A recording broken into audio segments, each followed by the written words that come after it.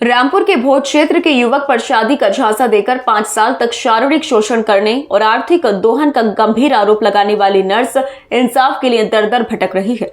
आरोप है कि युवक ने युवती की सैलरी और स्कूटी भी हड़प ली और अब शादी से इनकार कर रहा है। वहीं पंचायत स्तर पर मामले को सुलझाने के नाम पर गांव के प्रधान ने भी 10,000 रुपए वसूले, लेकिन कोई हल नहीं निकला। पीड़िता ने अब आत्मदाह की चेतावनी दी है। पटवाई थाना क्षेत्र की रहने वाली यह युवती रामपुर के एक निजी अस्पताल में नर्स के पद पर कार्यरत है। जानकारी के अनुसार भोट क्षेत्र निवासी युवक से उसकी जान पहचान हुई थी। धीरे धीरे दोनों के बीच नजदीकियां बढ़ी और युवक ने शादी का वादा कर कई बार संबंध बनाए।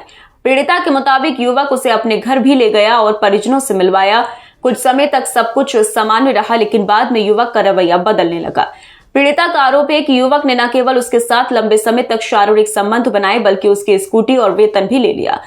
जब युवती ने थाने में शिकायत की तो पंचायत के जरिए राजीनामा कराने की कोशिश की गई। इसी दौरान गांव के प्रधान ने 10,000 रुपए ले लिए, लेकिन कोई समाधान नहीं निकला। अब युवक और उसका परिवार शादी से पूरी तरह मुकर गया है। थक हार कर पीड़िता ने एसपी रामपुर विद्यासागर मिश्र से गुहार लगाई है। एसपी के निर्देश पर थाना पटवाई में आरोपी युवक श्रीराम और उसके परिजनों फूलवती, अमर सिंह, महेश, सुमन और गायत्री के खिलाफ रिपोर्ट दर्ज कर ली गई है।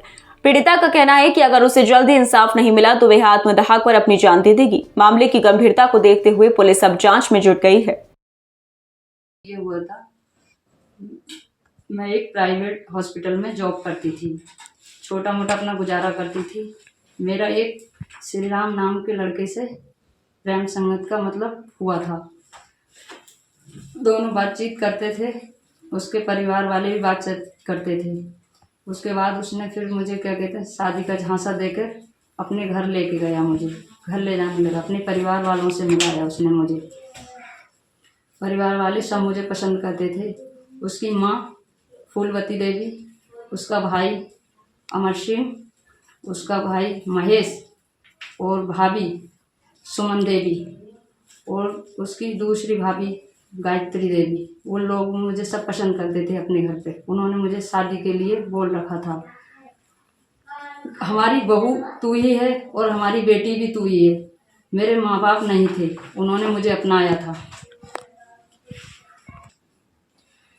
सबने शादी का झांसा दिया, लड़का ने भी कहा। फिर उसके बाद उसने मुझे शारीरिक संबंध बनाए मेरे साथ। बोले अब हमारी शादी होने वाली है, क्या कहते हैं, मुझसे ज़बरदस्ती उसने मेरे साथ शारीरिक संबंध बनाए। बोलने लगा अब तो शादी हो जाएगी, घर वालों को पता है, सबको पता है। उसने मेरी बिना मर्जी के ज़बरदस्ती करी और मैंने मना करा तो मुझे उसने डांटा डपटा। फिर उसके बाद में मैंने कुछ दिन का टाइम लिया, मैंने फिर शादी के लिए बोला। मैंने कि अब शादी तो कर लो, मेरे परिवार में मेरे माँ बाप कोई नहीं है, अब मैं ऐसे अकेली कब तक भटकती रहूँगी इधर उधर।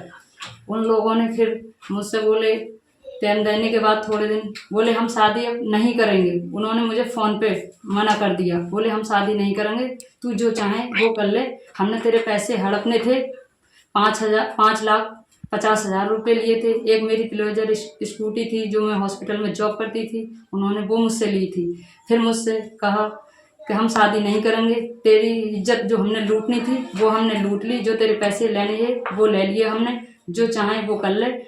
फिर मैंने जाके थाने में जब मुझे ये बात पता चला, मैंने थाना पटवाई में एक प्रार्थना पत्र दिया। आरोप लगाया कि 5 वर्ष तक उसके साथ दुष्कर्म करते रहे और शादी का झांसा देके अब शादी की बात कर रहे हैं तो मुकर रहे हैं। देखिए, जो जैसा कि आपके द्वारा बताया जा रहा है, इस संबंध में कल मेरे पास कार्यालय में एक आवेदन पत्र आया था और पीड़िता उपस्थित हुई थी।